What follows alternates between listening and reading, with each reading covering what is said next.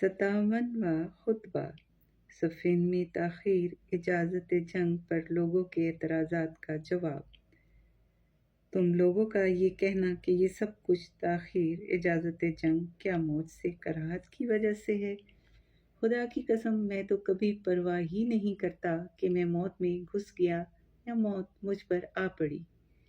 رہا تمہارا یہ کہنا کہ یہ تاخیر اہل شام کے بارے میں کسی شک کی وجہ سے ہے، تو خدا کی قسم میں نے ایک دن کے لیے بھی لڑائی کو نہیں ٹالا، سوائے اس خیال سے کہ شاید ان میں سے کوئی گروہ مجھ سے مل کر میرے ذریعے ہدایت پا جائے اور میرے نور ہدایت کو دیکھ کر مستفیض ہونے کا ارادہ کر لے۔